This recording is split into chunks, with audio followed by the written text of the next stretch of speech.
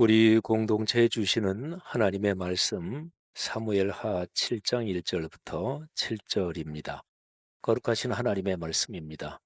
여호와께서 주의 모든 원수를 무찌르사 왕으로 궁에 평안히 살게 하신 때에 왕이 선지자 나단에게 이르되 볼지어다 나는 백향목 궁에 살거늘 하나님의 궤는 휘장 가운데에 있도다. 나단이 왕께 아뢰되 여호와께서 왕과 함께 계시니 마음에 있는 모든 것을 행하소서 하니라. 그 밤에 여호와의 말씀이 나단에게 임하여 이르시되 가서 내 종 다윗에게 말하기를 여호와께서 이와 같이 말씀하시되 네가 나를 위하여 내가 살 집을 건축하겠느냐? 내가 이스라엘 자손을 애굽에서 인도하여 내던 날부터 오늘까지 집에 살지 아니하고 장막과 성막 안에서 다녔나니 이스라엘 자손과 더불어 다니는 모든 곳에서 내가 내 백성 이스라엘을 먹이라고 명령한 이스라엘 어느 지파들 가운데 하나에게 내가 말하기를 너희가 어찌하여 나를 위하여 백향목 집을 건축하지 아니하였느냐고 말하였느냐. 아멘.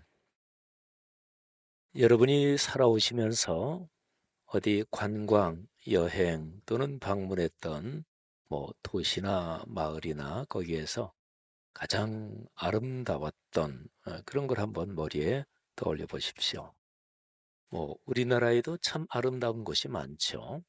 또 유럽에 참 보석같이 아름다운 중세 도시들이 또 많고 미국은 또 그 나름으로 참 매력이 있는 도시들이 많죠.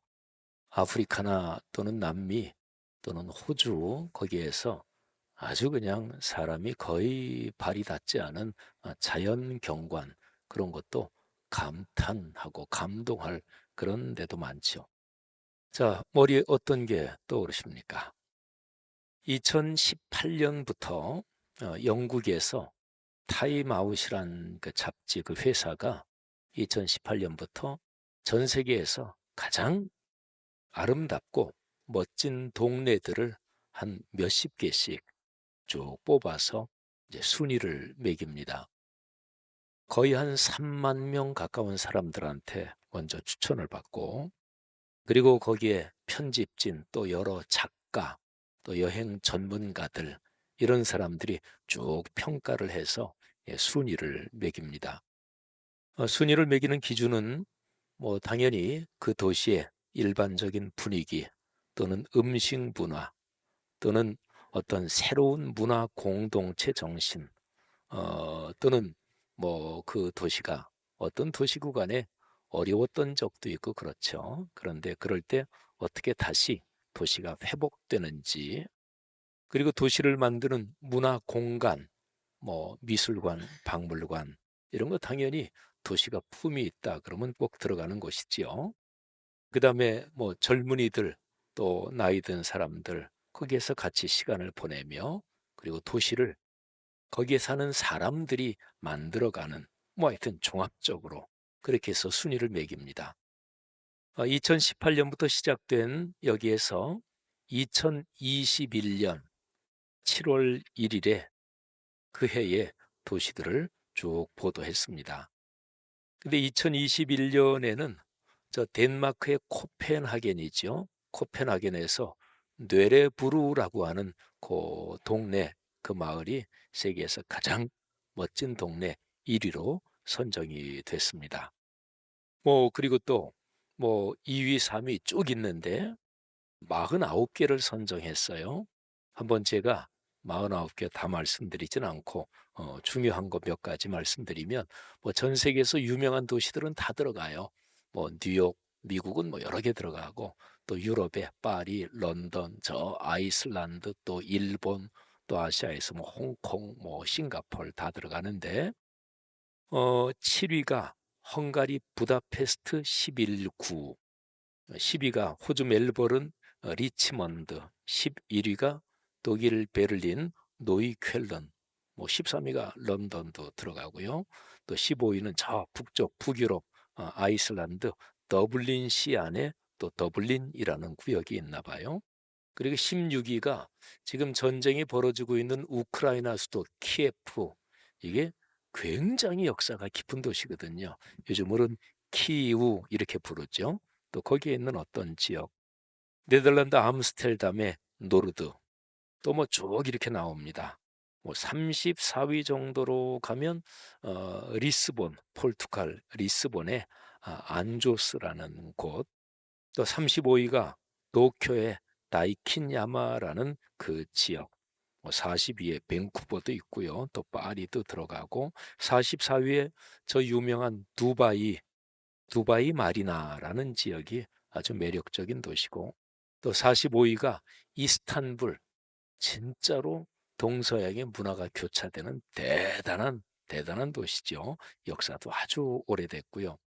그리고 맨 마지막에 49위가 산티아고, 뭐 여러분 그 뭐 순례길 전 세계적으로 유명한 산티아고로 가는 길 그런 거 있죠. 산티아고가 49위입니다.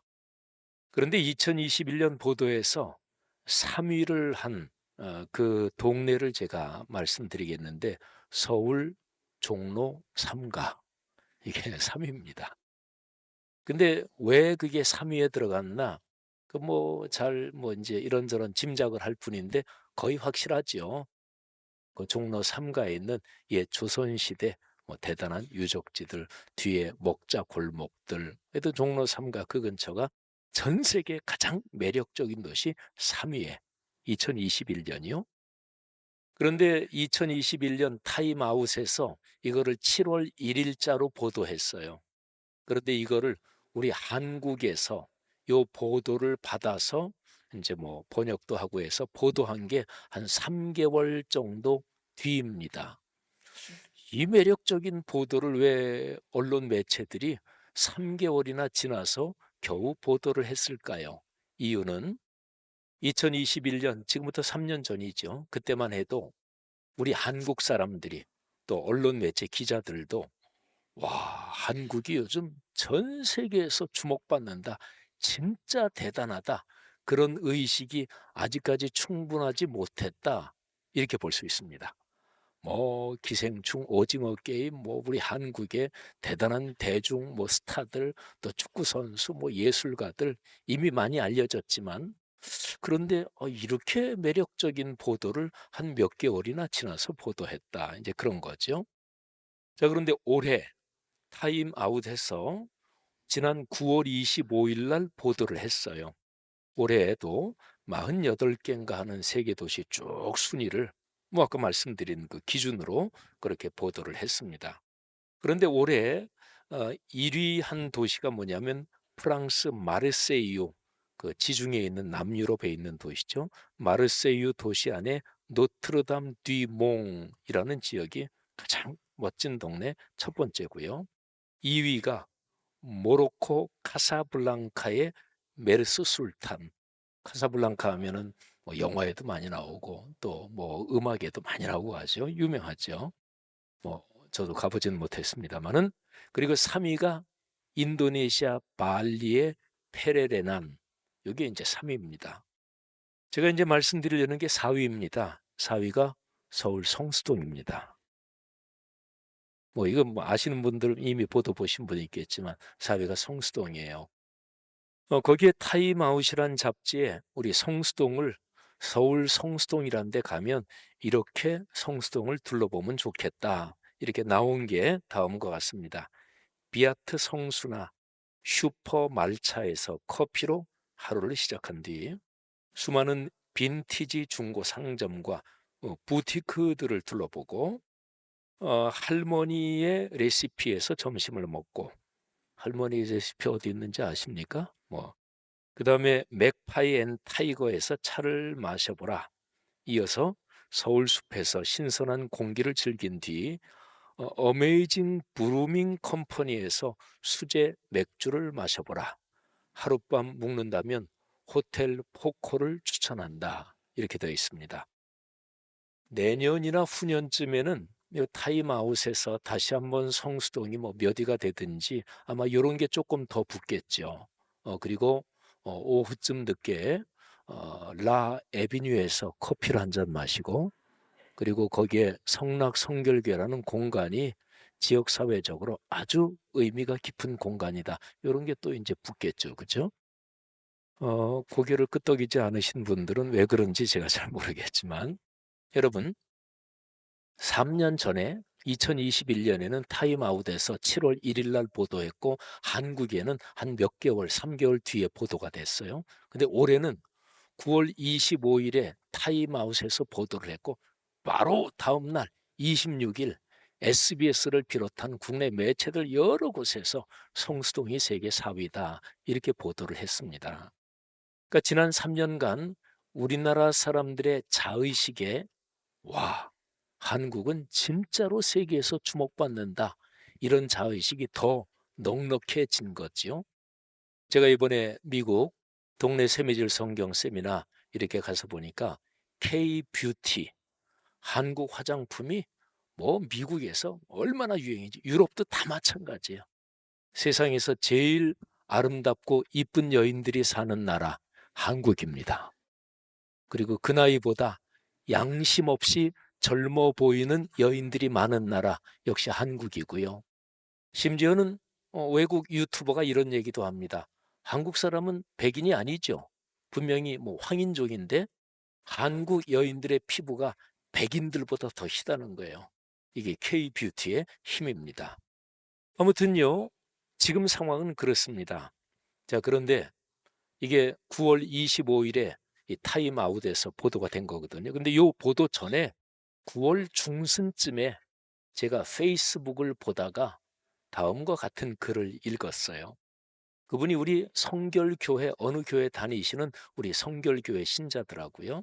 목회자는 아니고 장로님인지 권사님인지 집사님인지 그건 제가 모르겠는데, 근데 그분이 이런 얘기를 썼어요. 우리 교단이 한국에서 처음 시작된 게 1907년이에요. 일본 동경성서학원에 가서 신학을 공부한 김상준, 정빈 이 두 분이 돌아와서 처음으로 전도를 시작하면서 우리 성결교회가 시작이 됐습니다. 근데 처음 전도를 시작한 곳이 종로 1가 무교동이에요. 근데 그분이 이제 그런 얘기를 페이스북에서 쓰면서 그 종로 1가 무교동, 우리 교단이 처음 시작된 그곳은 그 당시에 서울에서 제일 번화한 곳이었다. 근데 저도 우리 교단 뭐 초기 뭐 다 알죠. 근데 그거를 딱 읽으면서 그러네. 종로 1가 무교동이면 왕궁이 있는 바로 가까이잖아요. 그렇구나. 그때 100한 20여 년 전에 우리 교단이 처음 시작될 때 그 초기 우리 신앙의 선배들이 서울 제일 번화한 곳에서 북치고 그러면서 전도를 했구나. 그런데 그분이 페이스북에서 그 다음에 성수동을 얘기하더라고요. 오늘날 젊은이들이 제일 많이 모이는 곳이 성수동이다. 근데 성수동에 대해서는 뭐 더 이렇게 저렇게 쓰진 않았어요. 근데 성수동을 얘기하는 걸 제가 딱 들으면서 제 머리를 뭘로 쾅 맞은 것처럼, 내 맞아서 죽겠다 이런 생각이 드는 그런 느낌은 아니고, 굉장히 어떤 하나님의 음성처럼 이게 꽉 들어왔어요. 너희 성락성결교회 성수동에서 뭐 하니? 뭐 하고 있니? 여러분, 전통적으로 젊은이들이 제일 많이 모이는 곳 서울에서 아주 오래된 곳이 해화동 대학로죠. 종로가. 그리고 이제 연대, 신촌, 그리고 뭐 홍익대 앞에, 그리고 바로 강 건너 성수대교 건너서 강남 압구정동 가로수길, 그리고 뭐 연희동에도 좀 모이고, 그리고 이제 우리 성수동. 근데 가로수길은 완전히 죽었고요. 신촌 연대 거기도 뭐 거의 이제 모이지 않고, 대학로 거기하고 홍대 뭐 아직까지도 모이고, 근데 지금 성수동에 모이는 거는 비교가 안 됩니다. 그래서 성수동은 젊은이들의 성지라고까지 얘기를 해요. 저쪽에 연무장길에 젊은이들이 무지무지하게 모입니다. 어느 정도로 모이냐면 한 두어 달 전인가 어떤 기획사가 젊은이들 모이는 행사를 기획하고 광고를 했어요. 시간은 밤 12시부터 뭐 새벽 4시까지인가 5시까지.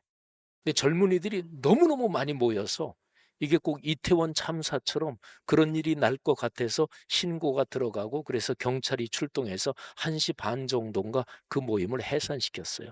이 정도로 많이 모여요. 우리 여기 이제 성수동에 오래 사시는 분들 또 생활하시는 분들 알겠지만 젊은이들이 많이 모이는 게 무지무지합니다. 외국 젊은이들도 많고 휴대폰 들고 외국 어디 이제 관광 가면 명소 어디지 하고 이렇게 찾아다니잖아요. 그렇습니다. 그리고 우리가 뭐 프랑스 파리나 뭐 이런 데 가서 우리 길거리에서 사진도 찍고 그러잖아요. 그 사람들은 그냥 거기 생활하는 데인데 우리는 뭐 신기하게 사진도 찍고 그러잖아요. 근데 지금 성수동이 꼭 그래요. 우리는 그냥 맨날 사는 데인데 근데 우리 교회 앞길에서도 뭐 젊은이들이 뭐 이렇게 사진 찍고 막 그래요. 여러분, 성수동이 젊은이들의 성지가 됐습니다. 그런데 이게 도시공학을 연구하는 학자들, 그런 전문가들이 하는 얘기가 성수동의 유행은 일시적으로 끝나지 않는데요. 강남 압구정동 가로수길, 거기는 도시 공간 자체 이게 한계가 있대요. 강남이 다 빌딩으로 해서 쫙 이렇게 직선으로 된 도시니까 뭔가 재미가 없잖아요. 잠깐 반짝 뜨다가 말았죠. 성수동은 그렇지 않대요. 이거는 길게 간대요. 혹시나 우리 교회에서 좀 경제적으로 넉넉하신 분들 송정동에 좀 집을 사 놓으시죠. 송정동 바로 거기에 중랑천이 있잖아요. 중랑천 좌우로 동부 간선도로 뭐 4차선 뭐 넓은 데는 8차선 그게 저쪽 상계동 의정부 쪽으로 이어지잖아요. 그게 2029년인가 되면 10m 밑으로 다 들어갑니다. 공사 이미 시작됐죠. 그러면 중랑천 그 천변이 다 수변 공원이 돼요.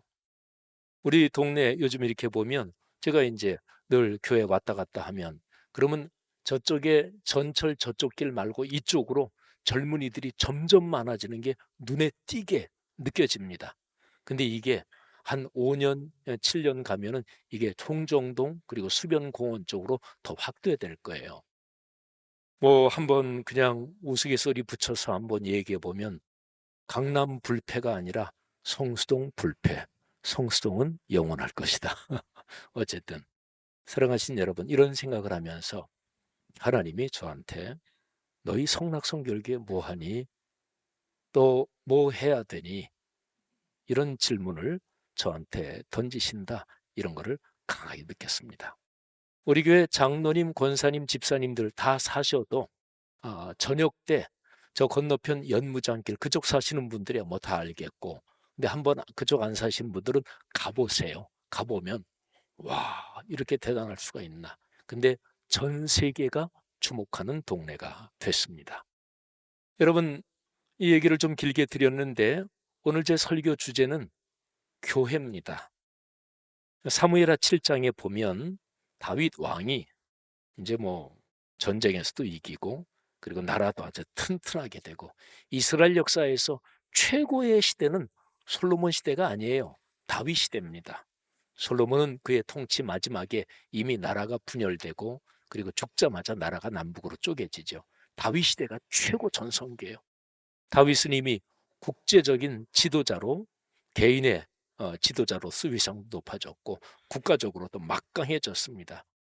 그때 다윗이 마음속에 이런 생각을 하는 거예요. 나는 백향목으로 왕궁도 짓고 그랬는데 아이고 하나님의 궤, 언약궤, 그 법궤는 아직까지도 천막, 이 휘장 가운데 모셔놓고 있으니 참 송구스럽다. 그래서 나단 선지자를 불러서 여보시오 하나님의 궤가 아직까지 휘장 가운데 있으니 내가 참 송구스럽소. 하나님의 집을 궤를 모실 성전을 진짜로 멋지게 잘 정성껏 지어야 되겠다 이런 얘기를 하는 거죠. 나단 선지자가 이 얘기를 듣자마자 아유 좋으신 생각입니다. 여호와께서 왕과 함께 계십니다. 지금 왕의 마음이 있는 대로 뭐 안심하고 실천하십시오. 실행하십시오. 그렇게 얘기를 합니다. 그런데 바로 그날 밤에 하나님께서 나단에게 나타나서 말씀을 하십니다.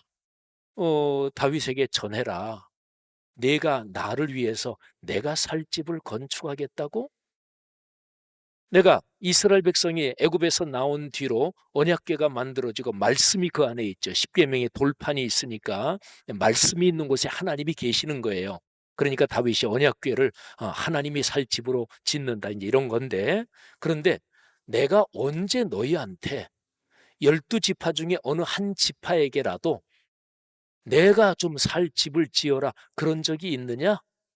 그런 적 한 번도 없다. 짓지 마라. 여러분, 여기에 사무엘하 7장을 보면 2절에서 다윗이 나단에게 아유, 하나님의 궤, 여호와의 궤를 위해서 하나님이 살 집을 내가 좀 지어야 되겠어. 2절, 3절 나단이 금방 아이고 좋으신 생각입니다. 나단이 하나님께 물어보지도 않아요. 아유, 왕이시여, 제가 하나님께 한번 기도해 보겠습니다. 이러지도 않았고, 왕이시여, 그 좀 다른 분들 의견을 좀 들어서 한번 서로 논의 좀 해보시지요. 전혀 이러지도 않았어요. 좋은 생각이잖아요. 하나님께 대해서 마음이 아주 정성스럽잖아요. 그러니까 나단이 듣자마자 아유, 여호와께서 왕과 함께 계십니다. 하시지요. 그런데 바로 이 대화가 온 그날 밤에 하나님이 또 급하게 나단에게 짓지 말라 그래라. 이게 2절, 3절, 4절이 이렇게 연결되는 거예요. 다윗이 말한 게 2절, 나단이 듣자마자 아우 좋습니다. 그런데 하나님이 그거를 보자마자 그날 밤에 짓지 말라 그래라. 여기에 사무엘하 7장에 나오는 그 얘기가, 그 상황이 역대상 17장에도 나와요.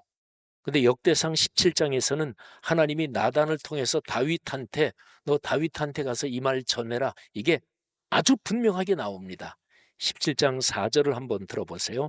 너는 내 종 다윗에게 가서 전하여라. 나 주가 말한다. 내가 살 집을 네가 지어서는 안 된다. 여러분, 하나님께서 다윗한테 너 집 짓지 말아라. 이게 야, 참 마음이 고맙다. 내 정성이 얼마나 고마운지 모르겠다. 하지만 너 이스라엘을 통치하면서 전쟁도 많이 했고 너 많이 애를 썼는데 또 성전 지으려면 얼마나 힘들겠냐. 너 그만큼 하고 됐고 내 마음은 내가 받을게. 그냥 내 아들 때에 가서 성전 짓도록 해라. 이런 상황이 전혀 아닙니다. 이게 히브리어 원문에도 다윗이 하나님의 성전 짓는다고 하니까 하나님이 짓지 마라. 너 지르면 안 돼. 이렇게 엄격하게 금지를 하신 거예요. 자, 그러면서 내 몸에서 날 씨, 그가 왕이 돼서 성전을 지을 거다. 이렇게 이제 말씀을 주십니다. 그러면 성전은 다윗의 아들 솔로몬이 왕이 돼서 짓지요. 그러면 내 몸에서 날 씨, 이거는 솔로몬을 말하고 솔로몬이 성전을 지었다. 그 말씀이 되는 거지요. 그런데 하나님이 나단을 통해서 다윗에게 주시는 말씀 중에서 솔로몬하고 전혀 어울리지 않는 말씀도 주어요. 내 몸에서 날 씨, 그가 성전을 지을 거다. 하나님의 집을 지을 거다. 그리고 그 왕위가 영원할 것이다. 이건 안 맞잖아요. 그죠? 솔로몬 통치의 그 후반부에 이미 사람이 망가지기 시작했어요. 뭐 이방 여인들을 왕비로 많이 이제 맞아들이면서 우상도 들어오고요. 그리고 정치적인 판단력도 흐려졌고요. 이미 망가지기 시작했어요. 솔로몬의 왕위가 영원하지 않았죠. 솔로몬 죽자마자 남북으로 갈라졌지. 그리고 북왕국은 아수르에 아주 뭐 철저하게 처참하게 짓밟혔지. 그리고 솔로몬으로 왕통이 이어져 내려오는 남왕국도 나중에 바벨론에 아주 처참하게 망합니다. 그리고 나서 1000년 동안 나라 없이 지내다가 예수님이 오시는 거예요. 그 중간에 주전 뭐 2세기 그때 이스라엘이 잠깐 하스몬 왕가가 독립을 쟁취했던 때가 있었어요. 근데 그리고 다시 로마의 속국이 됩니다. 솔로몬의 나라가 영원하지 않잖아요. 그런데요, 성경에서 아브라함에게 하나님이 말씀하실 때도 그렇고 그리고 다윗에게 말씀하실 때도 그렇고 내 몸에서 날 씨, 이렇게 얘기한 그 씨는 예수 그리스도를 가리켜요. 그러니까 내 몸에서 날 씨, 또 하늘의 별처럼 많을 것이다 뭐 등등 이런 거는 메시아, 구세주 언약하고 연결되는 거예요. 이렇게 보면 하나님이 나단을 통해서 다윗에게 전해라, 이 말이 딱 아구가 맞아 들어가요. 내 몸에서 날 씨, 이거는 1차적으로는 솔로몬을 얘기하지만 근데 궁극적으로는 예수 그리스도를 말해요. 그리고 예수 그리스도가 세울 그 하나님의 집, 그런 교회를 말하는 거예요. 그 나라, 그 집은 영원할 것이다. 사랑하신 여러분, 이렇게 묵상하면서 제가 우리 교회 지나온 쭉 역사를 한번 이 설교를 준비하면서 회상을 해봤어요. 우리 교회 이 말씀 성전, 이게 2010년에 입당했고 또 바로 그 다음에 3월 달에 봉헌을 했죠. 그러니까 14년 동안 우리는 하나님의 집, 이 말씀 성전 여기에서 신앙생활을 해왔습니다. 근데 제가 이 건물 짓는데 우리가 한 3년 반 걸렸죠. 설계 1년, 그리고 시공 한 2년 반. 근데 그 성전 건축을 하면서 제가 2006년, 7년, 또 8, 9, 10년 쭉 다 옛날에 설교했던 거를 쭉 보니까 제가 생각보다 주일 예배에서 성전 건축에 대해서 제가 거의 언급을 너무너무 적게 했더라고요. 근데 제가 이렇게 언급한 거는 생각이 나요. 또 이제 쭉 찾아보니까 그런 언급도 있고. 여러분, 우리 교회 1만 평을 짓습니다. 이거는 초교파적으로 어디에도 흔치 않는 일이에요. 그런데 우리 교회 크게 짓고 우리 교회 대단하다 이렇게 자만심에 사로잡히면 우리 교회는 망하는 길로 갑니다. 건물, 외형적인 건물을 짓는 것보다 더 중요한 게 우리 마음속에 말씀의 성전을 짓는 게 중요합니다. 그때도 말씀 묵상은 제가 늘 강조했죠. 보신이 참 좋았더라 묵상지를 묵상했으니까 말씀의 성전을 짓는 게 더 중요합니다. 제가 이제 교회사를 전공했잖아요. 2000년 교회 역사에서 건물 크게 짓고 망한 사례는 많습니다. 물론 건물을 짓고 그 건물이 하나님의 거룩한 말씀의 사역에 겸허하게 봉사하고 아름답게 사용된, 그래서 건물을 지으면서 축복을 받았던 사례도 역시 많아요.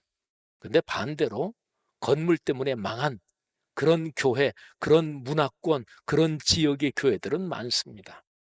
대표적으로는 오늘날도 로마에 가면 대단한 유적이라고 또 건축물이라고 얘기하는 교황청 베드로 대성당, 그거는 1500년대 될 수 있으면 최대한도로 돈을 끌어내고 면죄부까지 팔고 이러면서 돈을 끌어내 가지고 그 지은 거니까 그건 하나님이 결코 축복하시는 장소가 아닌 거죠. 사랑하신 여러분, 우리 교회는 지금까지 걸어오면서 말씀의 성전을 지어야 됩니다. 이거를 늘 강조했습니다.